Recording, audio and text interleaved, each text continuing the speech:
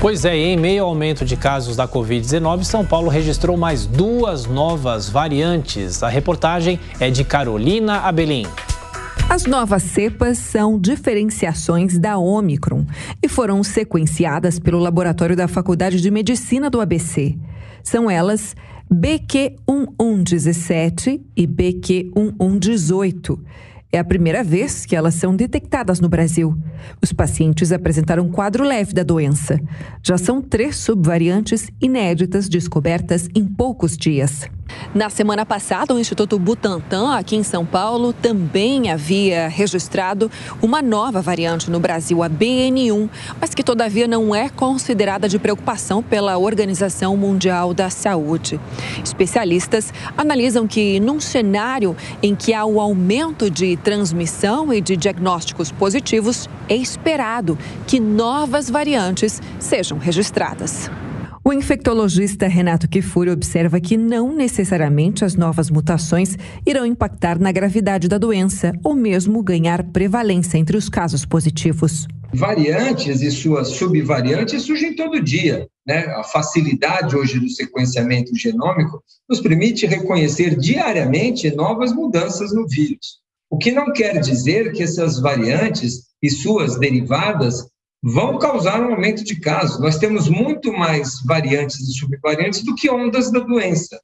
Porque para uma variante causar uma onda, ela precisa encontrar uma população que se aglomera, encontrar uma população já vacinada há muito tempo. A gente aprendeu que o passar do tempo coloca essas pessoas suscetíveis novamente.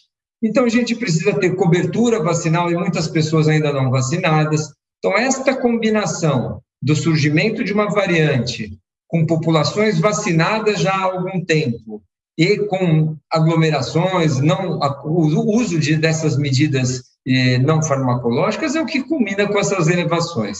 O médico lembra que o melhor combate a gente já conhece.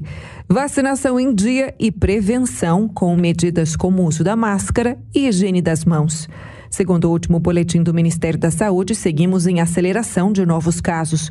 Nas últimas 24 horas, mais de 20.300 novas infecções foram confirmadas. Bom, girando os nossos comentaristas, deputado Coronel Tadeu, e as ações em relação à Covid-19 no Brasil? Há uma necessidade de se centralizar no Ministério da Saúde essas ações ou os estados vêm dando conta do recado? Tiago, eu acredito que sim. Nós estamos aprendendo ainda a viver com pandemia. Pelo que eu sei da história, a última pandemia que afetou o mundo foi lá em 1915, 16, 17, que foi a gripe espanhola, que matou 40 milhões de pessoas. Então, não há nenhum especialista daquela época para nos contar o que foi feito.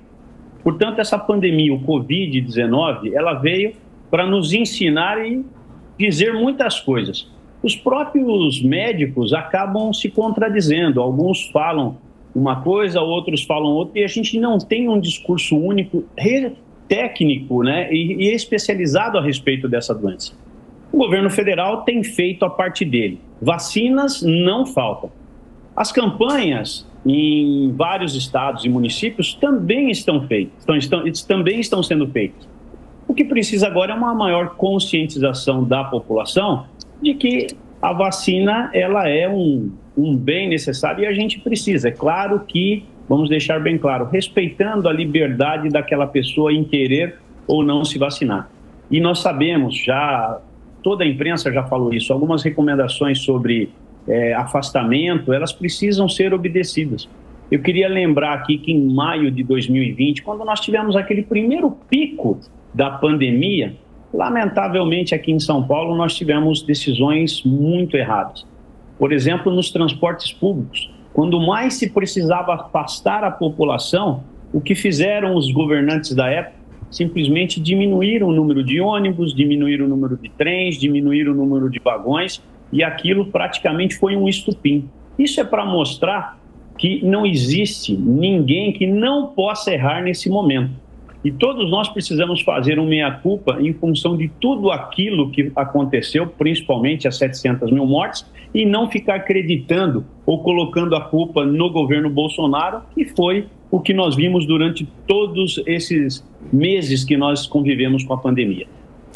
Amanda, aqui em São Paulo, a máscara voltou a ser obrigatória no transporte público, trens, metrôs e ônibus. Na Bahia, a partir de hoje, o governo decretou o uso obrigatório, mais uma vez, de máscaras em ambientes fechados. Num cenário de aumento de casos que estamos tendo, de surgimento de novas subvariantes, a tendência é que o Brasil todo, que os outros estados avancem para a retomada dessa obrigatoriedade também, na sua opinião?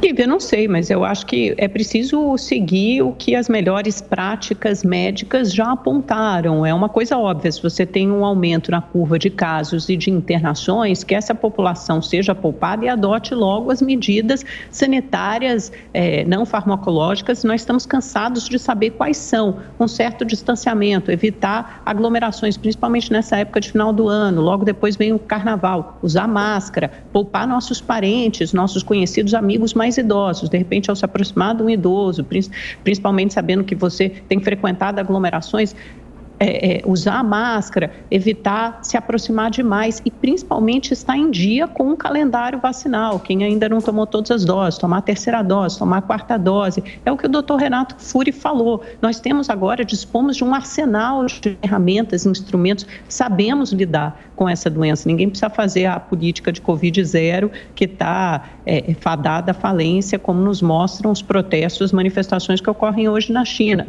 Mas podemos sim adotar medidas fáceis, que já adotamos no passado, não precisam ser mais tão restritivas, mas que fazem bem a nós mesmos, né? A nossa saúde, nos ajuda, nos protege e principalmente protege os outros e a população mais vulnerável. Acho que é isso que temos que estar preocupados. Então, calendário vacinal de um lado, evitar aglomerações, ou talvez não seja possível nessa época do fim do ano, mas usar as máscaras, principalmente no transporte público.